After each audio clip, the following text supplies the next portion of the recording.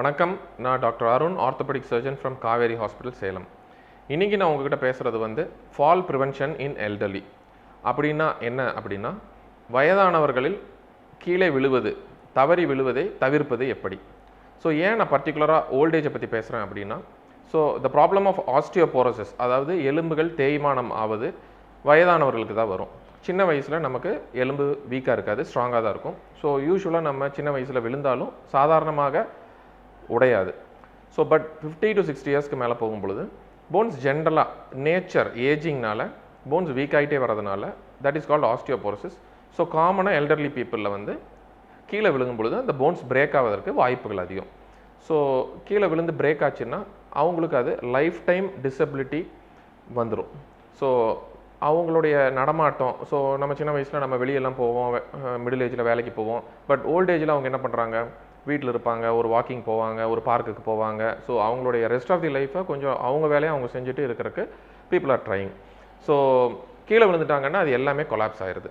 So they will become bedridden, they will become people dependent, அவங்க relatives dependent ஆகிடுறாங்க. So அவங்களோட individual mobility போயிடுது. So அதை தவிர்ப்பது எப்படி.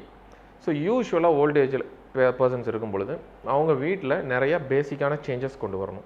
ஸோ ஃபார் எக்ஸாம்பிள், ஒரு நம்ம வீட்டில் வேலை செய்யும் பொழுது ஏதாவது தண்ணி கிண்ணி ஸ்பில் ஆகுது அப்படின்னா, so make sure you wipe it out immediately. So நம்ம கேர்லெஸ்ஸாக கூட வீட்டில் நிறையா தண்ணி சிந்திருக்கும், அப்புறமா தொடச்சிடலான்ட்டு விட்டுருப்போம். அந்த சமயத்தில் ஒரு ஓல்டேஜ் நம்ம ஓல்ட் பர்சன் வீட்டில் இருந்தாங்கன்னா தவறி விழுந்துருவாங்க.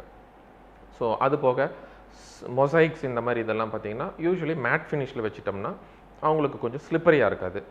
அண்ட் ரொம்ப எக்ஸ்ட்ரீம் ஓல்டேஜுக்கு போகும்பொழுது அவங்களுக்கு ஒரு சப்போர்ட்டுக்கு வாக் பண்ணும்பொழுது ஒரு ஸ்டிக் அல்லது வாக்கர் கூட அவங்க யூஸ் பண்ணிக்கலாம். ஸோ ஸ்டிக் வாக்கர் யூஸ் பண்ணுறதுனால நம்ம எதையுமே லூஸ் பண்ண போகிறதில்ல. ஃபார் எக்ஸாம்பிள், அவங்களுக்கு அது யூஸ் பண்ணுறதுனால யாராவது தப்பாக பேசிடுவாங்க அப்படின்னு கிடையாது. அது யூஸ் பண்ணும்பொழுது அவங்களுக்கு ஒரு ஸ்ட்ரென்த் கிடைக்கும், ஒரு கான்ஃபிடென்ஸ் கிடைக்கும். நம்ம ஸ்ட்ராங்காக ஒரு இதை பிடிச்சிட்டு நடக்கிறோம், ஸோ கீழே விழுக மாட்டோம் அப்படிங்கிற ஒரு பிலீஃப் கிடைக்கும். ஸோ கீழே வாட்டர் ஸ்பில்லேஜை அவாய்ட் பண்ணணும். ஸோ சப்போர்ட்டுக்கு வாக்கிங் ஸ்டிக் அல்லது வாக்கர்ஸ் யூஸ் பண்ணிக்கலாம். ரெயில்ஸ் மாதிரி யூஸ் பண்ணணும். நம்ம நிறையா வீட்டில் பார்த்தீங்கன்னா சிட் அவுட்ஸ்லலாம் சைடு ரெயில்ஸே இருக்காது. மேபி நம்ம கட்டும்பொழுது அது கட்டாமல் இருப்போம். பட் ஓல்டு பீப்புள் இருக்கும்பொழுது டக்குன்னு ஒரு சின்ன ஒரு ஸ்டெப் மிஸ் ஆச்சுன்னா கூட கீழே விழுந்துடுறாங்க. ஸோ அதை அவாய்ட் பண்ணுறதுக்கு கார்னர்ஸில் ரெயில்ஸ் வைக்கிறது, பேராபெட் வால்ஸ் எல்லாம் கொஞ்சம் ஹைட்டாக வைக்கிறது. ஸோ இந்த மாதிரி பேசிக் மாடிஃபிகேஷன்ஸ் இந்த ஹவுட். ஃபார் எக்ஸாம்பிள், இதெல்லாம் பார்த்தீங்கன்னா எல்லார் வீட்லேயும் வயசானவங்க வருவாங்க, நமக்கும் ஏஜாக நம்மளும் ஓல்டேஜுக்கு போயிடுவோம். ஸோ வீடெல்லாம் கன்ஸ்ட்ரக்ஷன் பண்ணும் பொழுதே நம்ம இதுக்கேற்ற மாதிரி ப்ராப்பராக ப்ரிப்பேர் பண்ணி பிளான் பண்ணி பண்ணுறது always will be beneficial. So இது போக இன்டைரக்டாக எப்படி ஃபால் ப்ரிவென்ஷனாக, இன்டைரக்டாக ஃபால்ஸை ப்ரிவென்ட் பண்ண முடியாது.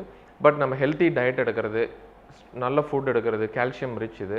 ஸோ ஓல்டேஜ்லேயே ஜென்ரலாக போன்ஸ் வீக் ஆகாமல் போன்ஸை ஸ்ட்ராங்காக வச்சுக்கிறதுக்கு உண்டான டயட் மாடிஃபிகேஷன் அல்லது டிசீஸ் கண்ட்ரோல், டயபெட்டிஸ் இந்த மாதிரிலாம் இருந்துச்சுன்னா அதை ட்ரீட்மெண்ட் பண்ணுறதும் போன்ஸ் ஸ்ட்ராங்காக வச்சுக்கும். ஃபார் எக்ஸாம்பிள், விழுந்தாலும் கூட சீக்கிரம் உடையாத மாதிரி போன்ஸை நேச்சுரலாக ஸ்ட்ராங்காக வச்சுக்கிறதுங்கிறது இன்னொரு டெக்னிக்.